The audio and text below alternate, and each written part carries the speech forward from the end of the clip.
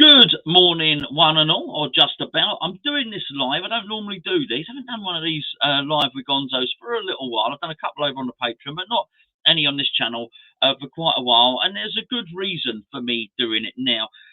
I did the Patreon breakfast with Gio this morning, and in it I mentioned I wanted to do a video about this football governance appraisal, which has basically been happening at government level by MP Tracey Crouch, and the impact it would have on football as a whole, and obviously as a byproduct of that on West Ham. Now, I said I was going to study the report, and I was taking my time to look at it, but it's funny, actually, within a couple of hours, it's become really, really newsworthy. So there's a 47-step guide to how it's going to implement football.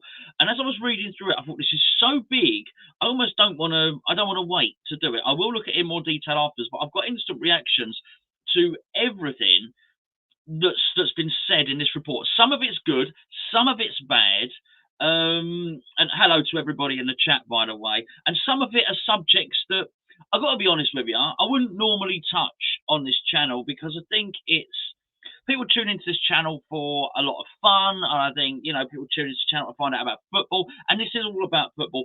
But this has got to do with so much more. This has got to do with how the fans get impacted by what owners do in terms of buying, selling stadiums, the fit and proper persons test, equality in football, both racial and in terms of gender as well. There's so much in this report, and I just want to really, I want to nail my colours to the mast on this, and think how some of it's good for football, some of it I think is bad for football, but really how football has brought this on itself, and in particular, the Premier League and the FA have brought this upon themselves. Little bit of a history lesson now, just so we know where we are. The reason that this report has taken place is because of that Super League breakaway thing, right? So if the big clubs don't like what they're getting now, tough, quite frankly, because there was such a massive uproar to the suggestion that there could be, you remember, whatever, I'm not sure if it was 6 or 7, you know the teams, Man City, Man United, Arsenal, Liverpool, Tottenham were in there, Chelsea, weren't they? They threatened to break away and create a European Super League. There was a mass fan revolt, including fans from those clubs.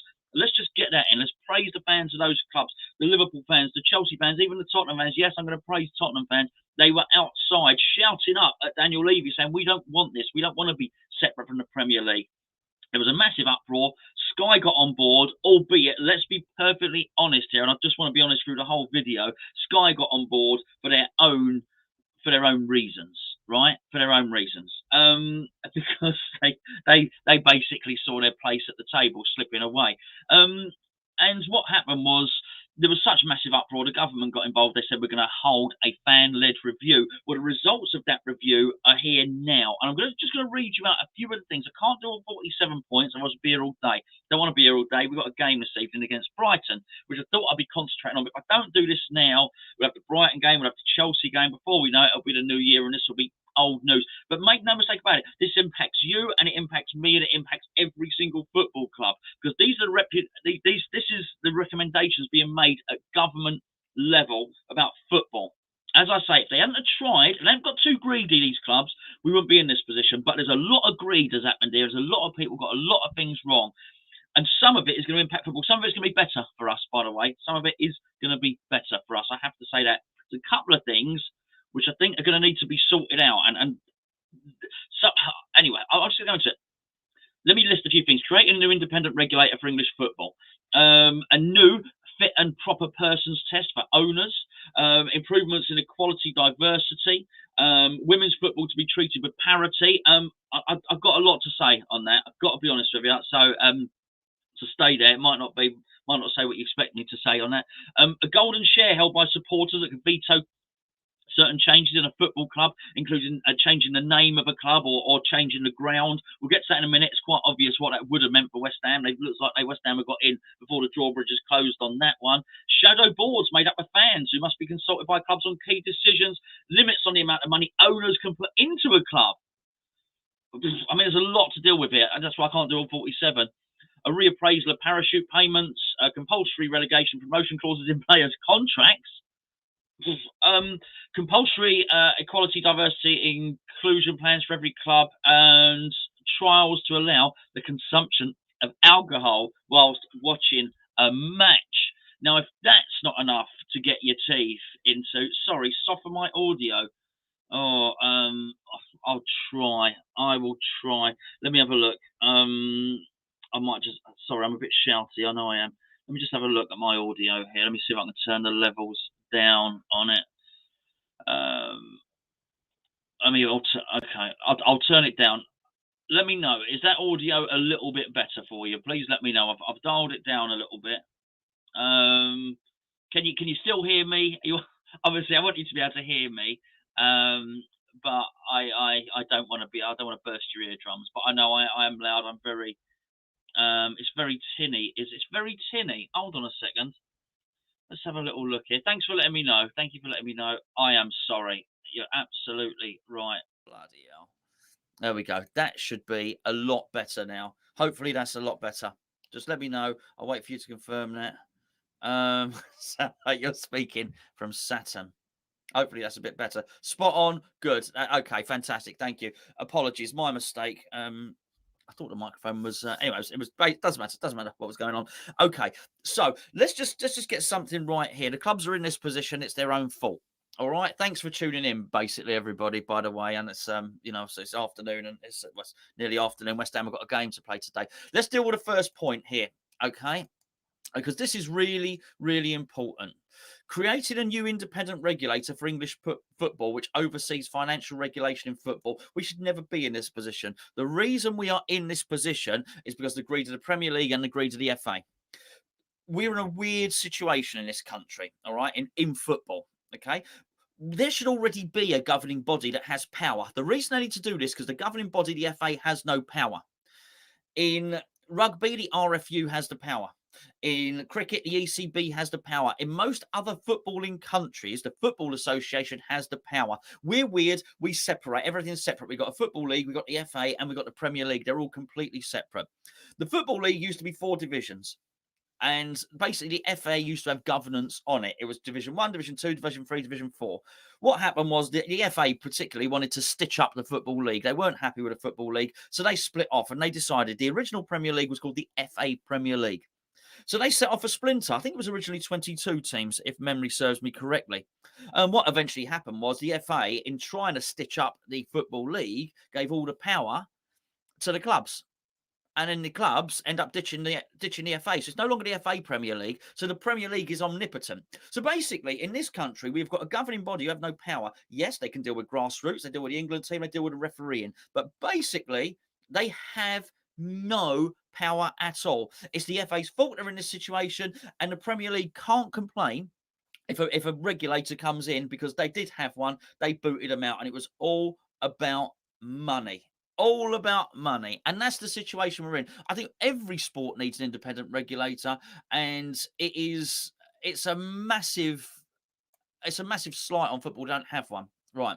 The second point is the regulator should also establish a new fit and owners test for clubs. Where do I start on this? This is going to feed into the next one, which is the improvements on equality, diversity and inclusion in clubs. There should be a fit and proper persons test. There is one. The fact that they've got to invent a new one shows how ridiculous the current one is. The fact, and I'll go into this later, that so many crap owners have been allowed to take control of clubs. And all of our clubs, by the way, there's clubs we don't like, there's clubs we love, but actually put it all to one side, and it doesn't matter whether you can take Portsmouth and their crap owners, or you can take Man United and their crap owners who have saddled it with debt. Look at Liverpool, Hicks and Gillette. We've got our own story at West Ham in terms of moving the stadium and whatnot. We'll get to that in just a minute. The fit and proper owners test isn't fit for purpose. That's why they're going to change it. Again, football can blame nobody but itself. And if there's certain catalysts here, by the way, and the Newcastle takeover is one of them. And the fact that the chief executive of the Premier League has had to resign from his job. Peter Scudamore did it for years, absolute years. And this guy comes in, makes a terrible, terrible decision. And then basically he has to resign because they tried to pass it off that the Newcastle takeover wasn't basically a takeover by the Saudi Arabian state. They tried to separate the Saudi investment fund from it. they can't do it. Basically, it is money directly from the Saudi government. Why is that a problem? Well, it's they've got massive human rights issues over there, which we'll get onto in a second. Now, so the fit and proper persons test is useless. The third point, improvements to equality, diversity, and inclusion in clubs assessed by the regulator. How are you meant to have one without the other? How can you appoint and allow ownership of a football club by people where homosexuality is illegal and where women are second class citizens? We'll get to the women's football bit in a second. They have basically said that's fine. You can have a football club. So at the same token, why? How is it possible to say, okay, well, if you make homosexuality illegal, basically, and then basically women are second class citizens, basically the word of a man is worth twice that of a woman. How can you then turn around and say, "Oh, we want inclusion. We want to be fair." It's disgusting, actually, and you can't have both. And this is why there needs to be a regulator. I'm going to say something here, and I've stayed off of this debate for a long, long time, and it's the taking of the knee, okay? And I'm going to bring this up now only because Les Ferdinand brought it up, and I thought Les Ferdinand really let the team down on this one. If you haven't seen the interview, go and Google this. Right, this is I couldn't believe nobody picked anyone up on this, and we try and keep it light and fluffy on this channel, so I left it alone. Les Ferdinand was on Sky Sports. I think if you find it, so Les Ferdinand interview was on Sky Sports News in October. It was roughly in October, right? Les Ferdinand, QPR, very, very progressive clubs. A lot of my family from over there. My brother supports QPR. Funny, I watched Les Ferdinand play at QPR. Got a lot of time for Les. A lot of time for QPR. A lot of time for the area. As I say, a lot of my family were over from Shepherd's Bush and that. Anyway, okay, so Les was QPR, as I say, very, very progressive. Les was doing an interview, and find the interview, and in it he was asked about the taking of the knee, and basically Les was saying he felt that the taking of the knee had been diluted somewhat. It didn't mean anything anymore. He felt it was just a gesture. Basically, Les's point was, what's the point in us kneeling down if nothing's going to change? We need to change it up. We need to do something different now. Because actually nothing's changing. Yeah, people are kneeling down, but it's not actually changing. The old problems are still there. That was his point. And he said something really, really clear. He said, it needs to be a root and branch. What he means by that, it means equality needs to be in every aspect of football, not just kneeling down on the football pitch before the game. It needs to be there at FA level. It needs to be there at youth level. It needs to be everywhere to basically make it inclusive. The point being that it doesn't matter whether you're black, white, whether you're straight or gay. It doesn't matter. Football or gender, of course, man or woman. Football is available for all. That's the point Les made. Same interview. They said, and obviously, Les, we just want to pick up on something here because Newcastle have just been taken over. What are your views on the Newcastle takeover? Particularly, it's a little bit controversial. Les Ferdinand, in the same interview, turned around and said, well, look, he said, I think we've all just got to take a step back from this a little bit. So I think you've got to separate Newcastle from the Saudi Arabia thing. Look, what goes on over there, I think we've got to leave it alone and really sort of concentrate on Newcastle just sort of progressing. The fans have really suffered in Newcastle, and this is really good for Newcastle as a club. What? And the interviewer, the Sky interviewer, let him get away with it. Hold on, Liz. Well, what is it? Is it fairness and inclusivity and everybody being involved in football? Which is what he was saying about the taking a knee. But then when you go on to this, you're not prepared to criticise the fact that women are second-class citizens. How are you meant to balance up gay pride? It's Rainbow Laces Day, which is what we've just had in football. I think it's absolutely ridiculous, actually. And no one pulled him up on it. So you do have to have inclusivity and you do have to have diversity in football. But you can't let people who have a prominent position, like Les Ferdinand, basically pick and choose and turn around and say, well, do you know what? It's good for Newcastle. If it's good for Newcastle, we'll forget all that stuff that happens over in Saudi Arabia. No, they're the owners of the club. It ain't on, and that needs to be dealt with as well. And that goes back to the fit and proper persons test, right? Anyway, women's football being treated with parity. I think it is. I really do think it is. But as I say, if you're going to let the things like the Newcastle ownership, how can Newcastle possibly say, oh, we value women's football the same as men's football? Well, they can't, because how can you? I don't even know. I honestly, I don't know what the law is. I don't even know if women are. I don't think there's even in Saudi Arabia. I don't think there's a women's football team, women's football league. There might be. It might have changed up until very recently. I don't think women were allowed to drive. It's preposterous to suggest that. So you've got to sort this sort of stuff out. Aside from that, I think there's been a lot of work done for the women's game. Loads of it. If you look at where the women's game was 10 years ago and look at where it is now, it's going like that. It's on the up. It's on the up. The last thing I think football needs at the moment is a smacked bum over women's football. Actually, they've got to sort something out of women's football, because the England team won 20-0 last night. I don't know if you saw that. The women's international football team won 20-0. Okay, so before they start getting on to this, let's sort that out. I don't think sometimes you can get so caught up in dealing with these side issues, you miss the point of sport. The point of sport is meant to be competitive. Women's football is on the up. The wages are on the up. The crowds are on the up. More people attend. It's thriving. It's televised. So much of it's going on. But if you don't sort it out at a base level, which is basically, it's sport. Sport has to be competitive. You don't want to watch. You don't want to watch a Formula One race, a football match, or a boxing match, knowing who's going to win for certain. The drama of the sport is that you don't know what's going to happen. And I'm sorry, 20-0. They need to sort that out. They really do need to sort that out, because actually it's things like that. You can try and make all the cases you want for you can't tell people, oh, by the way, this women's football match is going to be as good as this men's one, and actually keep telling them at it, and everyone says yes, yes, yes, and you just digest it and believe it. Sorry, not if one of them is going to be 20-0 and things like that. So that they got to sort that out at its base level. At its base level. Okay, it needs to be sorted out, for one. Okay, but I do think. Well, do you know what? Actually, do you know what, Mike? You're absolutely right. Their men's team did win 10-0, and that should never have happened. Okay, they. Let's be fair. And again, unfortunately, this is the problem. You get to the point where you can't speak the truth sometimes, and that was. Was it San Marino? Was it San Marino? Who was it? Who just correct me, was it 10-0 against San Marino? Really? And it's hard to say this, and it's hard to sort of dismiss a nation, but they're the size of a small town. It's not really a national football team. It's not going to help football. All I would say with football is that generally, international men's football is not like that. Generally, you don't know who's going to win the game. But things like that, they're going to need to sort that out. But I think by and large, women's parity for women's football, I think they're doing a really good job. I think it's improved massively. Here's the big one. A golden share held by supporters that can veto certain key changes in a football club, from changing the name to selling the ground. Wow. Okay. I mean, this is you've got to laugh. I mean, you've got to laugh, otherwise you'll cry, really. Once they implement this, the fans will have to be consulted before you change the name. Okay, before we do with West Ham, do you remember, I think it was the Cardiff chairman? Was his name Vincent Tam?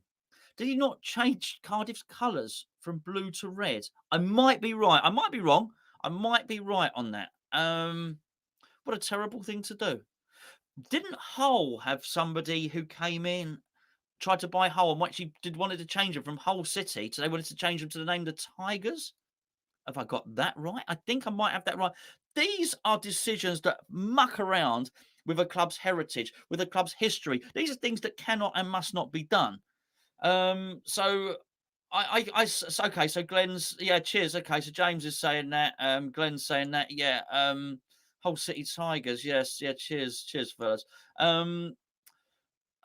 You can't do this. You cannot do this to the tradition and history of a club. Quite right, clubs should be consulted. I think they've got it absolutely spot on. A lot of this report is spot on. Some of it's wrong.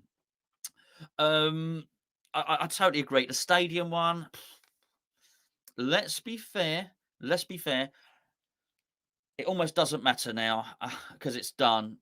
Had this report have come in 15 years ago, would West Ham move stadiums? I don't think we would have done. I think we would have found out, because we all know now, because I've been there. You can definitely build up higher than we were told we could up at Upton Park. I think we may well be not sat in right now, but I think we may well still be at Upton Park in possibly a 45,000 seater stadium. Who knows? But I'll tell you what, I think it's really important. It's not just all about West Ham, it's actually other clubs as well. And it's about us loving our football clubs and sort of cherishing the football. The football pyramid is really important here. And I do think it's really important that no other club is treated like West Ham was in terms of the movement of the stadium, particularly what we were told in the proximity and how close the seats would be. The truth of the matter is, had you have known that the seats would be so far away, you probably would have chosen to stay at Upton Park. We've got to make the best of it now. I get that. But I do think that this is a really important thing to do, to give the fans some power. This leads into another point. Shadow boards made up of fans who are consulted by the clubs on key decisions. The clubs will hate this. They will absolutely hate this. But I do think it's fair. Listen, I think they've got to have with clubs a certain ability to do the fundamental stuff. Should fans be consulted on sponsorship deals and every wage that a player might be put on? No. Because that's going to hinder. If you do everything by committee, you're going to hinder any decision making. Funny, that's why Parliament, as it is, look, realistically, you're in a democracy. However, how many people in the country? 67 million, something like that. 67 million people on every key decision can't walk into Parliament and vote on something. So what you do is you pick someone to represent you. So there's whatever 650 MPs. That's the whole point. Logistically, 67 million people can't go to London every week, right? Because there'd be no country, it'd be an absolute mess. So logistically, that's the sort of system we got. Your MP does crap, whatever. You've got the opportunity to vote them out. I know it's not perfect, but there you go. So do I think every decision at a football club should be run through fans? No, because I think it would grind to a stuttering halt. But the big stuff, the key decisions, which is what he said, I'm glad the language is correct on this. Key decisions. I really think that this is important, that clubs do get a say on this stuff. And we'll say clubs, that fans. So a shadow board, I like that. I like that. The only thing about a shadow board, I like it to be fluid. I like to be constantly changing, basically. Hold on, what's Lewis saying? Hold on, say about pinball machines. There's some sexy pinball machines. Is there a channel? Funny enough, Lewis, there is, and the channel is called Gonzo's Pinball Flipperama. In fact, we did a podcast last night on the Flipperama, Gonzo's Pinball Flipperama, where I tell about how I struggle with a phonetic alphabet and I keep wanting to swear when someone's asking me to repeat the phonetic alphabet. But yes, there is. Funny enough, I actually need 400 hours of watch time on there. 4,000. No, I need 400 more hours of watch time on that Flipperama channel to be able to unlock all the benefits of YouTube. So if you do feel that you just want to go over to that channel, click on a video and leave it running while you eat your lunch, bloody most appreciated. If you've got any interest in pinball, you might find something interesting on the channel for you anyway. Anyway, let's get back to the football. Well, thank you, Lewis. That's very cheeky, naughty and lovely of you.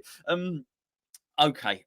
Don't like this one. Limits on the amount of money owners can put into a club to prevent unsustainable practices and stop the distortion of competition. Well, okay. Set according to the size of a club's existing finances. Okay. Live within your means, but your means will be set by how much revenue you bring in. Basically, that is a rule that's like financial fair play, but worse. Give that rule 10 years of running, basically Man United will be winning everything all the time. It's as simple as that. I understand why. What I don't understand is this is meant to be a fan-led review. What fan on that review mentioned that, suggested that, and what amount of fans actually voted and agreed that that was a sensible thing to do? This is a terrible idea for football. It's a terrible idea. Look, it's there to protect a club doing a Portsmouth, all right? Or a Leeds. We call it a Portsmouth or a Leeds. What it does do is it stops anyone. What it does do is it stops a Roman Abramovich or it stops a Sheikh Mansour. Now, it might come across that I'm anti-takeover. I'm not. If you can afford it and you've got the best club's interest, you've got the club's best interest at heart, there's nothing wrong with it. Without those two, I can tell you now, the top three would be Man United, Liverpool, and Arsenal.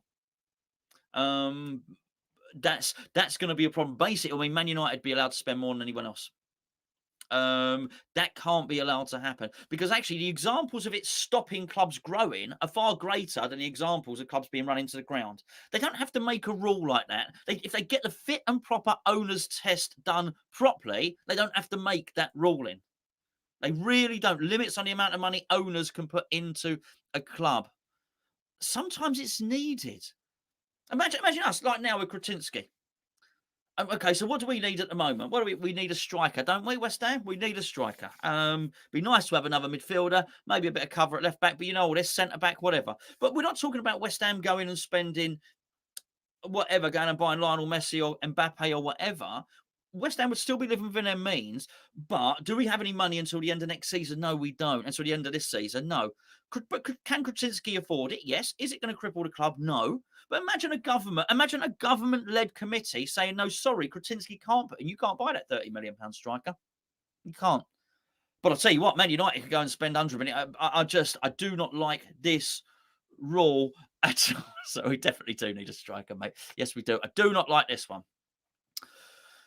A reappraisal of parachute payments to be determined between the Premier League and Football League if there is no solution by the regulator. This is really clear. I actually like that. Premier League can have no complaints. Have been greedy for too long. For too long. What that is saying is, this is what I mean. I find it hard to believe that they've got so much right in this review, and then they go and get something like that wrong. Then they get something wrong, like the owners not being able to put any money in, and then they get this bang on. What they're saying is, if you, the FA, sorry, if actually the fact that there's no FA shows you how powerless they are. What it's saying is the Premier League and the Football League, the EFL, the EPL and the EFL, hate all that, have to get together and decide parachute payments. Saying if you don't do it, if you don't sort it out, basically sort it out amongst yourselves, I'll deal with it. It's like when your kids are squabbling over the remote control, and you turn around, I want to watch this, I want to watch this, and they're fighting and all the rest of it. And you turn around and say, look, if you don't sort it out, I'm going to turn the telly off. So, well, that's what I do. That's what I do anyway. You might not do that. You might let them fight. Anyway, so my point is the regulator will get involved if they don't sort it out. They're going to need to sort it out. I think the regulator will get involved because there's not a lot of love lost between the two, because I think they certainly the EFL feel they've been stitched up by the Premier League, and the reason being is because the parachute payments are so great. It makes. Sorry, you're on form today. I'm harsh for doing the threatening to turn the telly off. I know. I think they've created such a disparity with the parachute payments and the clubs being relegated, have so much money. It makes it uncompetitive. We're back to that. We're back to it being uncompetitive. Anyway, right. So I'm trying to talk as much as I can and read. And read as much as I can of what you're saying, but it sort of stops me flow a little bit. So please excuse me. I know it probably looks like I find it quite easy to talk, but I can't multitask at all. Compulsory relegation and promotion clauses in players' contracts. Oh, they won't like that. I can see a benefit and I can see a disadvantage with that. At the top level, I don't think it will be a problem, obviously. What I do think it will do is it will hand a bit of an advantage back. Let's go. Should we say Southampton? If you look at the league table today, Southampton aren't looking too pretty. They're just above the relegation zone. So Southampton, let's say Southampton are, I don't know, defensively deficient. They want to go and buy a centre-back. They've spotted a centre-back and they want to go and buy him for 10 million from a foreign league. If that player's got a few choices, and there's a club in Germany want him, a club in Spain want him, and Southampton want him, and they're all sort of roughly about, I don't know, 16th in their league or something. If he signs for Southampton, he's going to have a relegation clause in there. He's probably unlikely to sign for Southampton. He'll probably sign for one of the others. That being said, there is a way to sort of mitigate that, and that is by saying that if we get relegated, there's a buyout clause there. But actually, all in all, I think that is actually a good thing. I think that does far more to safeguard football clubs than to stop owners putting money in. I give you the example of Sol Campbell, and I don't want to get this wrong because I get the impression that Sol Campbell wouldn't be very happy with the channel or YouTube or whatever. But I did get it wrong. So let me choose my words carefully here. It seems to me like it would have been of benefit to Portsmouth when they went down if Sol Campbell didn't require all of his full wages paid out. Let's put it that way. Let's say that. I do think a relegation clause can massively, massively, massively help. Not everyone is Carlton Cole who will turn around and say, I've got relegated, I'll take half my money if we're down. I mean, remember that. What a guy. What a guy. You're relying on the generosity of spirit of people like Carlton Cole. When you get relegated, it should be in the contract. Get relegated, then whatever, your wages are halved or whatever it is. Anyway, I think by and large, I think it's a good thing. A good thing. The Premier League is so strong anyway. The wages are probably more than whatever Spain, Germany, certainly at the moment in Spain anyway. They'll be able to attract people over. Okay, compulsory equality, diversity, and inclusion plans for every club, building on success of the Football Association's leadership diversity code. I'll be honest with you, I don't know what the diversity code, the leadership diversity code is. All I will do is I'll refer you back. I'm not sure how that's different to the improvements to equality, diversity, inclusion in clubs assessed by the regulator. Maybe that's just about that will be assessed by the regulator. Maybe on that. But yeah, look, certainly they need to keep working on it. They need to keep improving it. I think they're sort of limited to they'll get to a point where they can't do any more in this country, and then there's certainly obviously the European clubs is a different thing altogether. But I don't know what the leadership's diversity code. I don't know what that is. So apologies on that one. But certainly it's not. To be honest with you, it's not something I would overly fault. The Football Association this has got to be driven by the Premier League and the EFL. The Football Association don't have any power for the reasons I said at the start of the video. They got no power. Grassroots football, yes, they can deal with it. They should deal with it. Look, I deal with grassroots football because two of my kids. Look, my daughter's in a girls' team, so I see all of. I'm massively into that. The diversity in terms of the boys' football grassroots, I see nothing but diversity in that. How the Football Association can impact the Premier League and the EFL, I don't know, but this is. And that is all on them. That's on the Football Association for allowing themselves to be in a position where they have no power. It's the Premier League's fault for kicking out a football regulator in the Football Association. So now they're going to have one hoisted upon them, and the EFL. Well, that's their own thing. I think it could really. It's not just having a diversity code, though. I feel it's having it implemented. It's all very well. I think this is my point with the Premier League. I think they say a lot of these things. Oh, women's football's great, and we've got Rainbow Laces Day, and all sexualities, all genders, all colours, and then they go and wave through a Saudi Arabian takeover of bloody Newcastle United. Where it's illegal. I don't think it's illegal to be a woman, but I don't think you've got quite as many rights. Certainly illegal to be gay and all that. If you're going to do it, don't just talk the talk, walk the walk, walk the talk, whatever. You know what I'm saying. Okay, here's a biggie. Trials to allow the consumption of alcohol whilst watching a match. A match. Okay.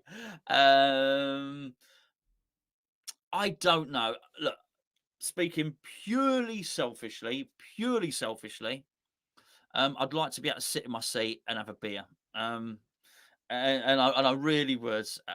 That being said, I think there's two things to me being able to sit in my seat having a beer.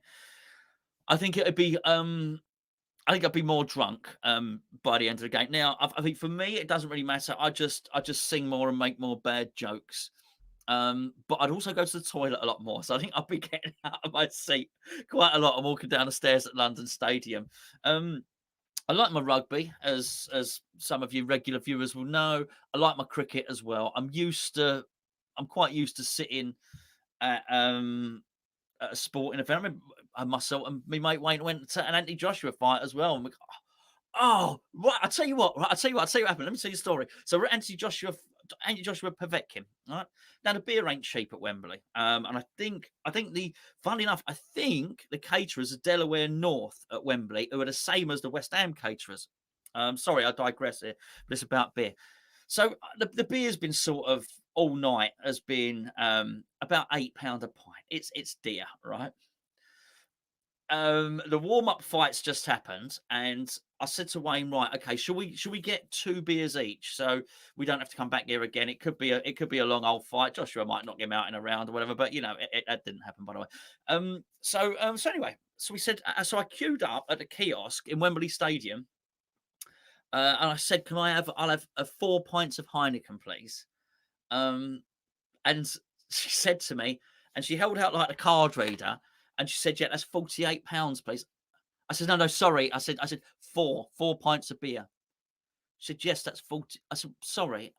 She said, "Yeah, that's £48." I said, "Well, it can't be because it was £8 a pint." She said, "Yes, but now it's gone up." So just before the main event, they seem to have put it up. At £48, and I said, "That's because I'm clever. I'm obviously a very good mathematician." So that's £12 a pint. She said, "Yeah, that's right." And actually, we didn't bother. We didn't. But do you know what? Honestly, we said, do you know what? Even for us, and we went there. We wanted to drink. We like to drink. It just ain't worth it. Hey, one time we didn't have. It's just sometimes you've got to take a stance and say no. So we had a glass of lemonade instead. And he didn't knock him out in a round, although he did win. So anyway, my point is, I'm not sure. I'm not sure about this, and I do feel, was it the, help me out here, was it the Zagreb or Vienna where we had the home game and the fans started getting feisty? Maybe I've got a feeling it's Vienna. And the away fans were quite feisty. You know what it's like on any ground between where the away fans and the home fans is quite close. And they instigated it and they started all of it. All of it. But then obviously it was so much, and then one of our fans threw something. I think they got punished for it. They did get punished for it. As I say, please someone confirm which team it was. Either Zagreb or Vienna. Vienna Ultras. Thank you, Glenn. Thank you, Glenn. There you go. Cheers, matey. You can only imagine that situation being worse with alcohol being involved. And I know I saw someone's made the point about cricket. Cricket and rugby are different. They are more. Actually, yeah, cricket's more relaxed when you watch it. I wouldn't say rugby's more relaxed. People. Actually, I've never. Do you know what? I've never been to Twickenham to watch an England rugby international. But I've been to Twickenham Stoop. I've been to. I've watched Saracens against Harlequins at Twickenham. Been to Wembley. I've watched a lot of stuff. I used to go and watch up at Wickham. Wasps used to play up at Adams Park. Rugby crowds can be noisy, but it's just different. You don't ever feel that it's on the cusp of kicking off. That being said, I don't like it when they ban alcohol from the grounds altogether. I remember going up to Tottenham one week for one game. It was the old stadium, actually, before they knocked it down and built the toilet. I think, yeah, they didn't let West Ham fans drink, let Tottenham fans drink, and they were throwing stuff at us, bottles and stuff like that as well. So I actually did a vlog on it. You can actually see fans getting attacked. It was nasty, actually. Anyway, so I don't know. I don't know about. I would personally, I'd like to drink in my seats, but then again, I wouldn't kick off, would I? So there you go. I don't know. All I know is what would happen is I'm pretty sure that at some point it would kick off in one ground around the country and it'll be done. Don't know. But anyway, there you go. I just wanted to sort of react to that as it came out. And just if you missed the start of the video, the very start, my sound was crap, so apologies for that. It was about creating a new independent regulator for English football to oversee financial regulation, establish new owners test, improve equality, diversity, women's football to be treated with parity, a golden share held by supporters, a veto being able to move stadiums and changing of the name and the badge and stuff like that. Shadow boards made up of fans, limits the amount of money that owners can put into a club, a reappraisal of parachute payments with a little smacked bum on the end, compulsory regulation, compulsory relegation and promotion clauses in players' contracts. That's a big one. The players won't be happy about that, and obviously the alcohol we've just discussed. Really, really, really interesting some of that. I've got to be honest with you. This is. We're in a situation now where football is going to change forever. It really is. And this is going to be implemented. And like I said at the start of the video, they can't really complain too much about this being implemented, just for the pure and simple reason that they got themselves in this mess. This only happens, the only reason that this happens was because of that stupid European breakaway thing. And I've got to say, once again, I want to say fair play to the fans who weren't having any of it. Do you know what I mean? They weren't having any of this stuff. The Liverpool fans, the Tottenham fans, all I know I say we I say we give them a lot of stick. I give them a lot of stick. Fair play to them. That's it really. Right, I just want to do one more thing, if I may, before you go. Just in case you haven't done, just because Lewis was kind enough to mention it in the live chat right now. I wasn't going to do it, but Lewis mentioned it in the live chat right now. Is a link to my right now in the chat is a link to my pinball channel. If anyone feels that they would be kind enough to go and join my pinball channel and subscribe, it will help me. I'm trying to get 400 more hours of watch time. And then I'm not going to lie. I'll be totally honest with you. Once I get to that, it'll enable me to monetize the pinball channel, which will probably be worth about another 100 quid a month to me. There you go. Can't get more honest than that, basically. So if you haven't subscribed and you fancy doing so, please do so. Probably more important than that, if you fancy just sticking it on play for an hour and leaving it in the background while you I don't know what you'd, but obviously you might want to watch the pinball. You might want to watch last night's podcast. It was a bit messy, to be perfectly honest with you. But listen, thanks to everybody for tuning in. I don't do these live with Gonzos very much, but we got a game tonight, big game tonight. I'm really looking forward to that. That's just so as you know, that's on Amazon. That is on Amazon Prime. The game tonight, just in case you're looking around for it. A 7:30 kickoff. What I would remind you of is when you're watching on Amazon, if you get in there 10-15 minutes early, because sometimes it's a little bit patchy. Once you're in, I think it's a really good, quite a good service. Myself and Jill will be live at 6:25 with a build-up showing the teams and all that sort of stuff. Take you through. Charlie will watch along and afterwards. Thanks. I can see people saying they're going to sign up to. It's called Gonzo's Pinball Flipperama. If you want to put that into YouTube, people are saying they're going to sign up. I really appreciate it. Thank you. It's very decent of you. Makes a massive difference to me. I know I think all YouTubers say, "Oh, please put a like and subscribe." Makes a massive difference. It does to me and Gio. I'm not saying more than any other YouTubers, but it's our job now. So it's lovely. Jamie, listen, we will have to catch up soon, my friends. Please do drop me a message later. We'll catch up. I'm going to the Chelsea game. Thanks, James. Thanks for joining in, mate. And thank you to everybody. I can't click on all the messages, but I love you all. You're really nice. I was chatting to somebody the other day, actually, saying what how nice as subscribers are, and what a lovely family it is. I love it. I really do. It was always good. Was hopefully we haven't got another lockdown. I don't want that to happen again when we're chatting to each other all the time. Hopefully we don't have another lockdown. But that's it. I'm going to the Chelsea game. Sorry, that's what I was saying to Jamie. If anyone's at the Chelsea game, I'm going down for that. It's an earlier kickoff, so I might have a couple of beers. I won't have any in my seat. I won't be taking a beer into my seat because that's not illegal to do so yet. Going there with the old man, which should be good. So yeah, not going there, not going tonight. But yeah, Chelsea game Saturday. 6 points. Can we get 6 points? Who knows? Lovely chatting to you. Enjoy the rest of your day. I'm going to do a bit of Christmas shopping now. I'm going into Camberley. We try not to go to Camberley very much. It's a nightmare to get parked, actually, but I've got to go to Camberley. I can't do it all online. Christmas decorations going up, and not in Camberley. Well, they've already got them up in Camberley. Christmas decorations going up there. Liam, listen, I'll try and do more, mate. I'll try and get it regularly. I'll try and do the live with Gonzos a little bit more. A bit ranty today because I wanted to. There was so much. It's emotive subjects, aren't they? Really. So we'll have a bit more of a laugh next time. We'll do another one. I'll take a picture of my Christmas tree. Show you. I am terrible.